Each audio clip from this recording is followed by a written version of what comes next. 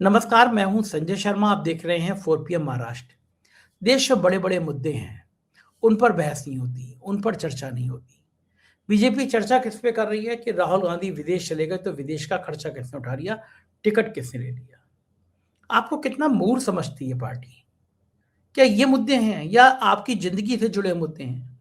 अभय दुबे जी से मैंने विस्तार से बातचीत की है, लेके चलता हूँ सीधा अभय दुबे जी के पास। रोचक बातचीत है, चैनल को सब्सक्राइब और ज्वाइन करिएगा। सुनिएगा अभय जी क्या कहते हैं। 4 PM न्यूज नेटवर्क में बहुत बहुत स्वागत है अभय दुबे जी आपका। पूरे देश को विदेश ना जाने की सलाह देने वाले हमारे प्यारे प्यारे विश्व गुरु जी जब विदेश यात्रा पर निकल गए और सोशल मीडिया पे मजाक उड़ने लगा, तो पलटकर अब भारतीय जनता पार्टी ने राहुल गांधी की विदेश यात्रा पर सवाल उठाने शुरू कर दिए।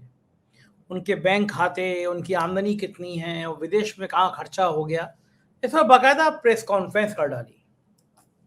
और बदले में कांग्रेस की फायर ब्रांड नेता है सुप्रिया शीने, तो उन्होंने भी लंबा चौड़ा लिख डाला कि 850 करोड़ रुपए मोदी जी ने फूंक दिए विदेश में जाके। ही की ये शब्द बड़ा करके उन पे कमेंट पहले भी किए गए सोशल मीडिया पे कि ये करते हैं मोदी जी।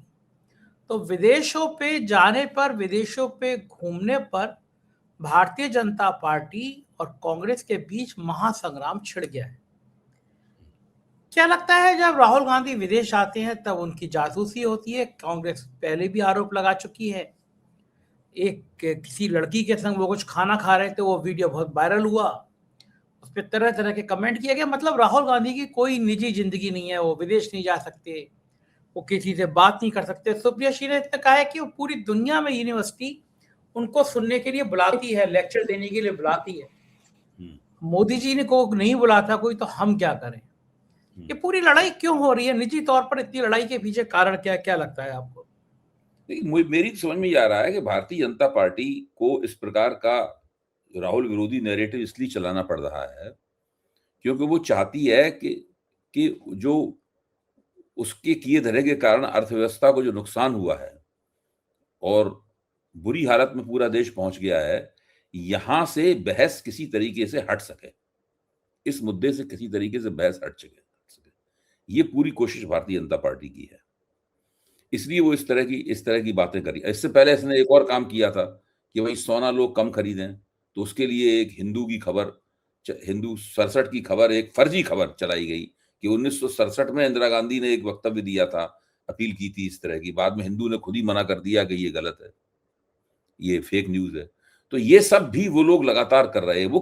उनकी पूरी कोशिश ये है कि इस वक्त एक ऐसा स्पिन दिया जाए मीडिया में जिससे इन मुद्दों के ऊपर से लोगों की निगाह हटे। प्रधानमंत्री ने वो जो अपील की, एक बार नहीं, मेरे ख्याल से एक से ज्यादा बार जो अपील की कि लोग सोना कम खरीदें, लोग विदेश यात्राओं पर कम जाएं, किसान आदि खाद का इस्तेमाल करें वगैरह वगैरह, ताकि किसी भी तरीके से सरकार का जो लगातार विदेशी मुद्रा भंडार कम हो रहा है, घट रहा है, उसकी रफ्तार में कमी आए, किसी तरह से कोई डॉलर की बचत हो। ये जो कोशिश प्रधानमंत्री ने की अपनी तरफ से, और उसके पीछे अपनी विफलता छुपाना भी था कि वो इतने 11 साल से सत्ता में है और उनके नेतृत्व में भारत की अर्थव्यवस्था इस मुकाम पर आ गई है कि उसके विदेशी मुद्रा भंडार का क्षय हो रहा है और इनके पास तेल खरीदने के लिए पैसे की कमी है।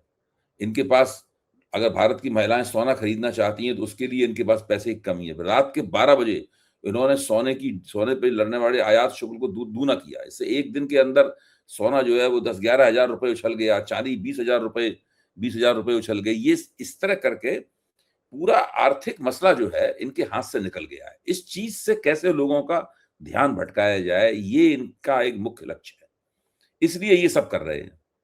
कांग्रेस ने भी पलट पलट कर अटैक कर दिया है। अच्छा, अब आप सोचिए जरा, राहुल गांधी विदेश जाते हैं, कांग्रेस खुद ही कह रही है कि भाई इतने बार विदेश जा चुके हैं पिछले 10-11 साल के अंदर। तो प्रश्न ये है कि उनके विदेश जाने में क्या खर्चा होता है, कौन खर्चा होता है, कौन से हवाई जहाज में जाते हैं, कहाँ ठहरते हैं, कौन सा बिल है, क्या है, ये सब तो सरकार को पता है। संबित पात्रा अपनी प्रेस कॉन्फ्रेंस में ये कह रहे हैं कि इनकम टैक्स में ये बात क्यों नहीं आती। तो भाई आप प्रेस कॉन्फ्रेंस क्यों कर रहे हैं भाई? इनकम टैक्स का छापा पड़वाइए ना राहुल गांधी के ऊपर, आप प्रेस कॉन्फ्रेंस क्यों कर रहे हैं? अगर राहुल गांधी ने FCRA foreign currency regulation act का उल्लंघन करके विदेशी मुद्रा खर्च की है विदेशी दौरों के अंदर, वो कह रहे हैं ना संबित पात्रा को, अकेले नहीं जाते, उनके साथ 3-4 और लोग जाते हैं। अगर राहुल गांधी ने FCRA का उल्लंघन करके विदेश यात्रा की है, कुछ ऐसी विदेशी मुद्रा खर्च की है जो उन्हें खर्च करने का अधिकार नहीं था, जो नियमों के विपरीत है, तो ये तो बिल्कुल पक्का बना बनाया केस है राहुल गांधी के खिलाफ। आप फौरन कहिए ना ईडी को ये क्या क्या हो रहा है, एनफोर्समेंट डायरेक्टरेट को कहिए क्या हो रहा है, राहुल गांधी के ऊपर इनकम टैक्स का छापा पड़वाइए, ईडी आए वो जांच करे, राहुल गांधी के पूरे खाते खुलवाइए, सब कुछ करिए और लोगों के सामने एक ब्यौरा रख दीजिए कि राहुल गांधी ने विदेशों में जाके ये गुलछर्रे उड़ाए, विदेशी मुद्रा बर्बाद की उन्होंने। इस तरह का कुछ कहिए ना, ये तो कह नहीं रहे। प्रधानमंत्री की विदेश यात्रा के ऊपर विवाद ना पैदा हो, प्रधानमंत्री की आलोचना ना हो, प्रधानमंत्री को लोग आड़े हाथों ना लें, इससे बचने के लिए वो ये राहुल गांधी की विदेश यात्राओं का नैरेटिव छेड़ दिया उन्होंने। मैं तो ये मानता हूं कि कांग्रेस के मीडिया सेल को और कांग्रेस के रणनीतिकारों को प्रधानमंत्री की तमाम विदेश यात्राओं का पूरा बही खाता खोल देना चाहिए 2014 से लेकर अभी तक। एक एक देश में जो प्रधानमंत्री गए, इन्होंने वहां क्या किया, पहले तो ये कॉलम होना चाहिए उसके अंदर कि इतना इन्होंने रुपया खर्च किया। फिर दूसरा कॉलम ये होना चाहिए कि वहां जाके उन्होंने किया क्या। फिर तीसरा कॉलम होना चाहिए कि इन्होंने जो वहां पे किया उसको देश को क्या क्या फायदा हुआ, और अगर फायदा नहीं हुआ तो क्यों फायदा नहीं हुआ। फिर इस प्रकार सारी यात्राओं में एक प्रतिशत निकालना चाहिए इनको, और उस प्रतिशत के जरिए लोगों को बताना चाहिए कि जो खर्चा हुआ है उसके परसेंटेज में भारत को ये फायदा ये नुकसान हुआ, या ये यात्राएं पूरी तरीके से बेकार चली गई। देखिए, ये एक बहुत महत्वपूर्ण प्रश्न है। आप प्रधानमंत्री को और विदेश मंत्री को विदेश यात्राएं करने से नहीं रोक सकते। बहुत सारे काम होते हैं, जाने पड़ते हैं। अगर राहुल गांधी आज अगर प्रधानमंत्री होते तो वो भी जाते, वो तो सब होता है काम। लेकिन ये करना, ये किया जा सकता है कि भाई इनका ऑडिट कर लिया जाए इन यात्राओं का। एक प्रधानमंत्री जो अत्यधिक विदेश घूमता है, कोविड वाले साल को छोड़ के जो निरंतर पिछले 11 साल से घूम रहा है विदेशों में, 800 करोड़ रुपए विदेशी मुद्रा में खर्च कर चुका है। ये 800 करोड़ रुपए भारतीय रुपए में नहीं है, ये 800 करोड़ रुपए विदेशी मुद्रा में खर्च हुए हैं। ये जो खर्च कर चुका है, और अभी सारे देश को ये कह गया कि आप विदेशी मुद्रा कम खर्च कीजिए, विदेश में छुट्टियां मनाने कम जाइए, और खुद विदेश चला गया। तो ये सब जो हो रहा है, इसकी एक सुचिंतित, गहन और बहुमुखी आलोचना विपक्ष को पेश करनी चाहिए, ताकि एक ही बार में प्रधानमंत्री की ये जो हरकतें हैं उनका कच्चा चिट्ठा लोगों के सामने आ जाए। अच्छा, ये कोई मुद्दा है देश में? इस समय महंगाई की मार है, पेट्रोल डीजल बढ़ जाएगा इसका डर है, देश की अर्थव्यवस्था को लेकर मध्यम वर्गीय परिवार डरा हुआ है, क्योंकि महंगाई का सबसे बड़ा बोझ उस पर पड़ेगा, गरीब पे पड़ेगा। और बात हो रही है कि साहब तुम विदेश चले गए, तुम विदेश चले गए। ये कोई मुद्दे हैं इस समय बहस करने के लिए? ये राहुल गांधी, बिल्कुल आप ठीक कह रहे हैं, बीजेपी को राहुल गांधी की विदेश यात्राओं पर सवाल उठाने का कोई अधिकार नहीं है।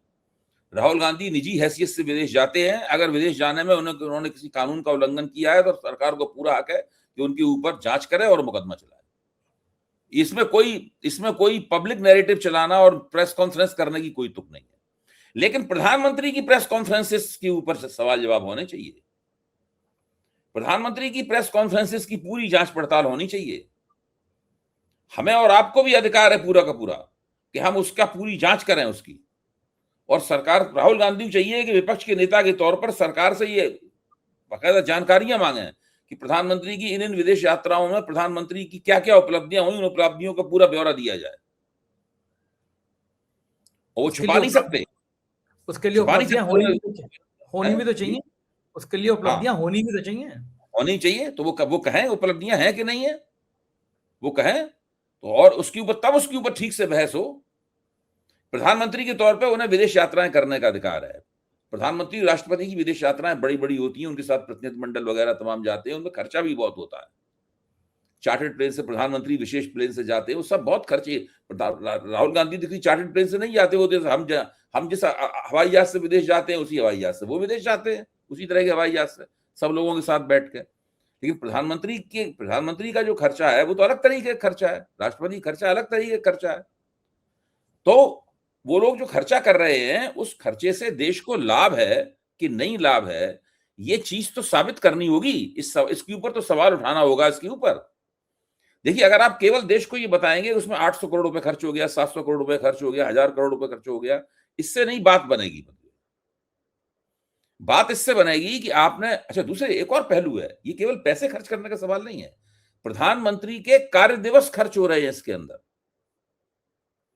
प्रधानमंत्री का जो वर्किंग डे है वो देश के सबसे बड़े कारकुन का, देश के सबसे बड़े कर्मचारी का, प्रधानमंत्री अपने आप को प्रधान सेवक कहते हैं, ये प्रधान सेवक का वर्किंग डे है, कार्य दिवस है, ये खर्च हो रहे हैं उसके अंदर। सबसे पहले लोगों को ये बताया जाए कि प्रधानमंत्री ने पिछले 11 साल में कितने दिन जो हैं वो विदेशों में गुजारे, कितने दिन और कितनी रातें उन्होंने विदेशों में गुजारी। देखिए, अगर सरकार की आपको आलोचना करनी है तो व्यवस्थित तरीके से करनी चाहिए, थोड़ा सा आपको होमवर्क करना चाहिए उसके अंदर। इतने दिन आपने वहां गुजारे, अगर आप भारत में होते तो कुछ और काम करते, न केवल खर्चा बचता बल्कि और देश का और कोई काम करते। आप ऑफिस में बैठते, फाइल पढ़ते, ब्यूरोक्रेट से बातचीत करते, अपनी और विपक्षी नेताओं से कुछ भी कर सकते थे आप। लेकिन ऐसा ना करके आपने चुना कि आप विदेश जाएंगे। पिछले 11 साल में कितनी विदेश यात्राएं इन्होंने की हैं, ये बता देना आसान है, लेकिन इन सब बातें ही बतानी चाहिए कि इतने दिन इन्होंने गुजारे, आप इतनी रातें आपने गुजारी, इतना आपने धन खर्च किया, आपने इतनी संधियां की, ये बातें की, और बाद में ये भी एनालिसिस कर बताना चाहिए कि ये संधियां रहीं कि नहीं रहीं, जो वायदे वहां से लेके आए वो वायदे परवान चढ़े कि नहीं चढ़े, हमारी अर्थव्यवस्था को क्या फायदा हुआ, हमारी विदेश नीति को क्या फायदा हुआ, जहां विदेश यात्रा करने गए थे क्या वो लोग भारत के आज मित्र हैं कि नहीं है, क्या वो भारत के साथ खड़े हैं या उन्होंने भारत को सिंगट्टा दिखा दिया है। ये तमाम बातें आनी चाहिए निकल के, और ये विपक्ष का काम है इन बातों को निकाल के लाए। ये एक जमाने में मीडिया का भी काम होता था, मीडिया आजकल सरकार के गोदी में बैठा हुआ है, वो नहीं कर रहा है, तो अब विपक्ष को करना पड़ेगा काम। ये विपक्ष कर पा रहा है, उतनी भूमिका में निभा कर पा रहा है आपको लगता है, या थोड़ा ढीला है? अभी विपक्ष भी ढीला है थोड़ा सा? बिल्कुल ढीला है, विपक्ष ढीला है, मैं मानता हूं। देखिए, भाजपा का आईटी सेल झूठ सच बहुत करता है, ये बात सही है। नेहरू परिवार के खिलाफ बहुत सी झूठी बातें उड़ाता रहता है, जवाहरलाल नेहरू के खिलाफ उड़ाता रहता है। इसका नुकसान भी हुआ है भाजपा को। भाजपा ने जितना इन लोगों को, नेहरू, इंदिरा गांधी और राहुल गांधी को इतना बदनाम करने की कोशिश की, उतनी इन लोगों की छवि निखरी है। इतना भाजपा का भी योगदान है इनकी छवि निखरने में। नेहरू को लगातार याद दिलाते रहते हैं ये, तो लोग नेहरू के बारे में जानना चाहते हैं, नई पीढ़ी भी जानना चाहती है भाई कौन व्यक्ति है, इसको सरकार खलनायक बनाना चाहती है। भाई नेहरू जी का तो 1964 में देहांत हो गया था, 1900 बहुत साल हो गए। तो अभी नई पीढ़ी सोचती है कि कौन व्यक्ति है भाई जिसके ये लोग खलनायक बना दिए, जान तो लें उसके बारे में। तब उसे पता लगता है कि आदमी कितना विद्वान था, कितना पढ़ा लिखा था, कितनी उसने किताबें लिखी थी। इसकी किताब के ऊपर इतना बड़ा श्याम बेनेगल ने सीरियल बनाया, भारत एक खोज। तो वो भारत एक खोज देखता है, और भारत एक खोज देख के नेहरू का फैन बन जाता है। डिस्कवरी ऑफ इंडिया पढ़ता है तो और उसको लगता है कि भारत है क्या। अब बताओ, एक ऐसा भारत एक आरएसएस के स्वयंसेवकों को छोड़ के, जो हमेशा घृणा से भरे रहते हैं, नकारात्मकता से भरे रहते हैं, नेगेटिविटी से भरे रहते हैं, भारत एक खोज जो भी देखेगा श्याम बेनेगल का, वो नेहरू का फैन तो हो ही जाएगा। अच्छा, क्या जरूरत थी नेहरू को इतने साल जेल में रहने की? इतना बड़ा आदमी, इतना पैसे वाला आदमी, अगर इतने साल जेल में रहकर वो भारत की आज़ादी की कल्पना कर रहा है, भारत की आज़ादी की बातें कर रहे हैं, ये समझ में नहीं आता इन्होंने कि कितना त्याग किया नेहरू ने इस देश के लिए। भाई देखो, नेहरू की छवि का खंडन जब तक वो नहीं करेंगे तब तक वो अपनी छवि स्थापित कैसे करेंगे। भाई हम प्रोफेसर रजनी कोठारी थे, जो देश के सबसे बड़े पॉलिटिकल साइंटिस्ट थे, हमारे गुरुओं में से एक थे। तो मैंने उनसे एक सवाल पूछा, मैंने उनका एक बहुत बड़ा इंटरव्यू लिया है 50 पेज का, कभी मैं आपको भेजूंगा, आप पढ़िएगा उसको। मैंने उनसे पूछा कि प्रोफेसर कोठारी, आपकी निगाह में देश का सबसे अच्छा प्रधानमंत्री कौन हुआ? तो उन्होंने छूटते ही जवाब दिया, बिना बेशक जवाहरलाल नेहरू। फिर उन्होंने बताया इंदिरा गांधी भी अच्छी प्रधानमंत्री थी, अगर वो अपने बच्चों को अपने बेटों को प्रोत्साहन देने के चक्कर में न फंसती और वो संजय गांधी और राजीव गांधी को ही अपना बेटा मानती, न मान के उन्हें देश के सभी बेटों को अपना बेटा मानना चाहिए था। अगर ऐसा करती तो वो शायद जवाहरलाल नेहरू से भी बड़ी प्रधानमंत्री साबित होती। फिर मैंने उनसे सवाल पूछा कि सबसे घटिया प्रधानमंत्री कौन है देश का? तो उन्होंने साफ कहा कि इंद्र कुमार गुजराल, हालांकि वो मेरे दोस्त हैं, लेकिन हमने क्यों घटिया प्रधानमंत्री, कि उन्होंने कुछ नहीं किया। प्रधानमंत्री पद पे वो रहे, उन्होंने कुछ किया नहीं, उन्होंने उसको सदुपयोग नहीं किया। तो अगर अब तो प्रोफेसर कोठारी हम लोगों के बीच में नहीं है, लेकिन मैं बता रहा हूं कि ये जब तक आप जवाहरलाल नेहरू की छवि को, आप हमारे दिमाग में आदर्श कौन है? जवाहरलाल नेहरू। विपक्ष का नेता कैसा होना चाहिए? राम मनोहर लोहिया ऐसा होना चाहिए। कोई नहीं कहता दीनदयाल उपाध्याय ऐसा होना चाहिए, सब लोग कहते हैं कि राम मनोहर लोहिया ऐसा होना चाहिए विपक्ष का नेता। तो ये जो पूरा मसला है, ये जो पूरा मसला है, मतलब ये बहुत महत्वपूर्ण मसला है। नेहरू की छवि को खंडित करना इनका एक प्रोजेक्ट है, जिसमें ये लगे हुए हैं और कर नहीं पा रहे हैं, ये खास बात ये है। अच्छा, अगर आज कोठारी जी जिंदा होते और ये आप उनसे पूछते कि सबसे खराब प्रधानमंत्री कौन है, तो शायद नाम बदल जाता गुजराल का। नाम ये लूंगा तो नहीं मैं, देखिए, फिर नाम लूंगा नहीं, वरना फिर चैनल नाम लूंगा नहीं, वरना फिर चैनल बंद हो मैं जाएगा। बता रहा हूँ आपको, फिल्म इंडस्ट्री में बहुत से लोग जो हैं, बहुत से एक्टर जो हैं, वो बीजेपी समर्थक हैं, हम लोग जानते हैं उनको। तो जब उन्हीं में से एक एक्टर में नाम नहीं लूंगा, जब उनसे एक कार्यक्रम में पूछा गया, अलग राजनीतिक कार्यक्रम नहीं था, पूछा गया कि भाई सबसे अच्छा प्रधानमंत्री आप किसको मानते हैं, तो उन्होंने सोच के यही जवाब दिया कि नेहरू को मानते हैं। तो उन्होंने कहा नंबर 2 पे कौन है, तो फिर सोच के जवाब दिया कि नंबर 2 पे तो इंदिरा गांधी है। अच्छा, और फिर बाद में सबसे आखिर में उन्होंने नरेंद्र मोदी का नाम लिया। अच्छा, उसके उलट अभी बात होता ही है, बाद में जब इन लोगों को पता लगता है कि तो गलत ऐसा बयान दिया है, इससे नाराज हो जाएंगे, तो बाद में इन बयानों को वापस ले लेते हैं ये लोग। वो जो इसलिए है, उनका नाम नहीं ले रहा हूं मैं। इसके विपरीत में अभी अनुभव सिन्हा की 80 मूवी रिलीज हुई थी, तो हाँ। टीवी9 भारतवर्ष पे प्रोग्राम चल रहा था, तापसी पन्नू थे, अनुभव सिन्हा थे। तो तापसी पन्नू से पूछा कि देश बेहतर नेता कौन, प्रधानमंत्री मोदी या राहुल गांधी? तापसी पन्नू उठी और मोदी के ऊपर हाथ लगाया और कहा, तापसी पन्नू ने, मुझे देश में रहना है। इसे एक लाइन में बता दिया कि भाई अगर फिल्मी दुनिया में अगर नहीं लिया नाम तो मोदी जी का, तो फिर फिल्मी दुनिया में रहना नहीं है, आसान नहीं है फिल्मी दुनिया में रहना। ये बात तो आप ठीक कह रहे हो कि अगर अब आप आप देखिए, आजकल मोदी जी का वो क्लिप चल रहा है, जब गुजरात के मुख्यमंत्री थे, तो उसमें वो मधु किश्वर को बता रहे हैं कि मैं तो फाइलें पढ़ता ही नहीं हूं। अच्छा, फिर अभी जवाहर सरकार का जो कि जब मोदी प्रधानमंत्री बने थे, उस वक्त वो प्रसार भारती के चेयरमैन थे, जवाहर सरकार। तो उनका अभी वक्तव्य आया कि ये व्यक्ति नहीं पढ़ता है फाइलें वाइलें, इसका जो सबसे चहेता अफसर होता है, वो फाइल पढ़ के उसको बता देता, गुजराती हिंदी बताता है इस फाइल में, ये उसके आधार पर ही दस्तखत करता है ये आदमी। इस तरीके से देश का प्रशासन चलाते हैं। इसीलिए सारा ध्यान इनका गवर्नेंस देने पे नहीं होता, इनका सारा ध्यान यही होता है, अतिक्रम करते रहते हैं, इसको गिराओ, उसको उठाओ, उसको ये करो, उसको वो करो, यही सब करते रहते हैं लगातार। एक मुख्यमंत्री जेल भेजो, दूसरे पे ईडी छापा मारो, तीसरे पे सीबीआई भेजो, यही सब करते रहते हैं। सीबीआई के मामले में तो राहुल गांधी ने लिख के दे दिया, भाई हमें मंजूरी नहीं है इस तरह की, और अब कार्यकाल बढ़ा दिया गया पुराने सीबीआई निदेशक का। कब तक ये नियुक्तियां ऐसी पॉकेट से निकाल के होती रहेंगी, सीबीआई, ईडी, समस्या यही है, इन लोगों की सबसे बड़ी सफलता यही है कि उन्होंने हर किस्म के इंस्टीट्यूशन के ऊपर, संस्थाओं के ऊपर कब्जा कर लिया। हम लोग प्रोफेसर कोठारी का जिक्र कर रहे हैं, वो हमेशा कहते थे कि लोकतंत्र व्यक्तियों द्वारा नहीं चलता है, लोकतंत्र संस्थाओं द्वारा संसाधित होता है, संस्थाओं द्वारा चलता है। नरेंद्र मोदी ने इसको उलट दिया, नरेंद्र मोदी ने संस्थाओं को अपनी जेब में डाल लिया है और व्यक्तियों के जरिए लोकतंत्र संसाधित कर रहे हैं। यही इस लोकतंत्र का सबसे बड़ा दुर्भाग्य है, जो कि इनके शासनकाल में बहुत बुरी हालत बन गई।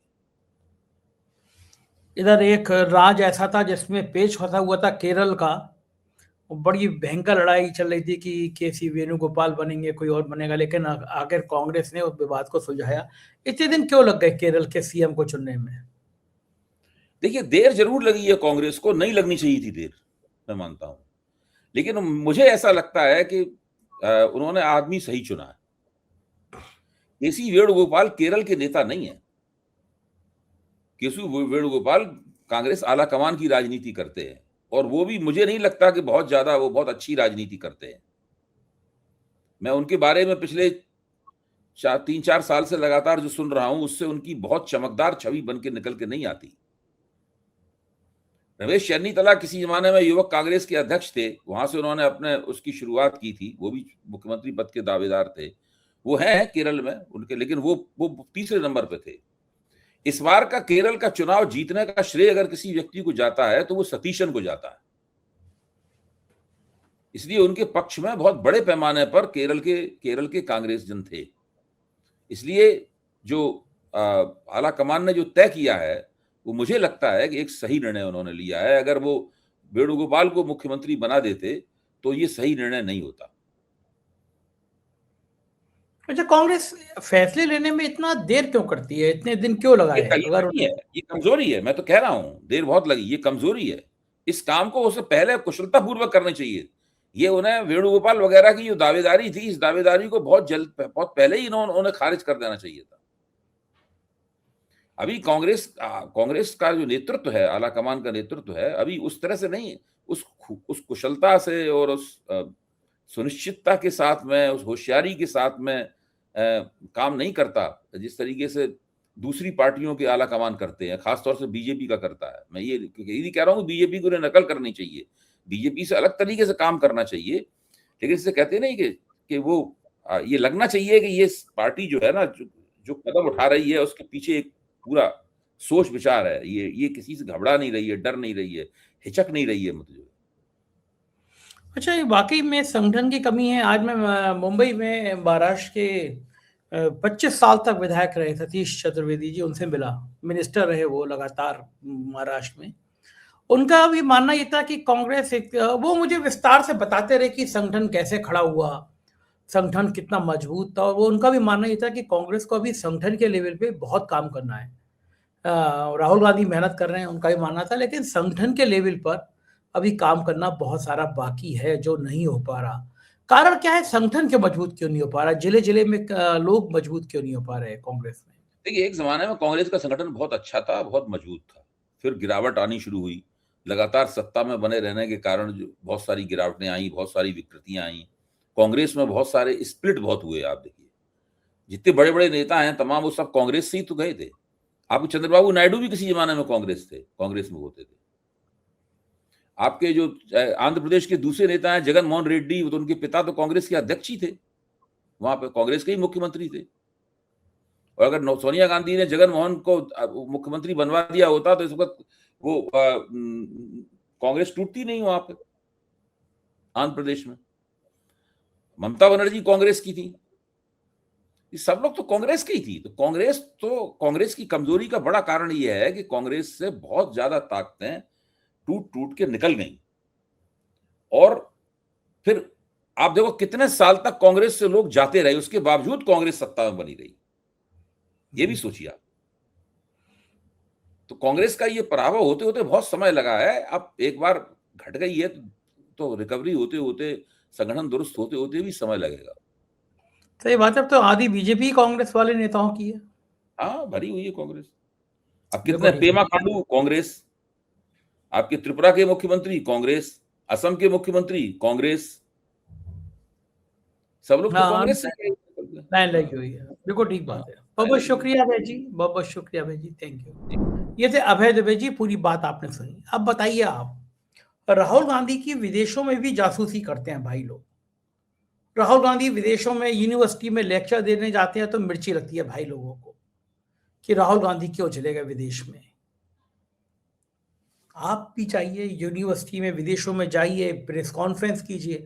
भारत में नहीं करते, विदेश में करिए, लेकिन हमारे विश्वगुरु जी करेंगे नहीं, आरोप लगाएंगे। आप सहमत हैं कि देश के बड़े मुद्दों को छोड़कर क्या इन मुद्दों पर बहस होनी चाहिए? अपनी राय बताइएगा। मुझे प्यार करते हो तो ये चैनल जस्ट संजय, मेरे ब्लॉगिंग का चैनल, यूट्यूब पे जाइए, जस्ट संजय खोलिए और मुझे मैसेज करिए कि आपने इसको सब्सक्राइब कर लिया है। बहुत बहुत शुक्रिया, थैंक यू।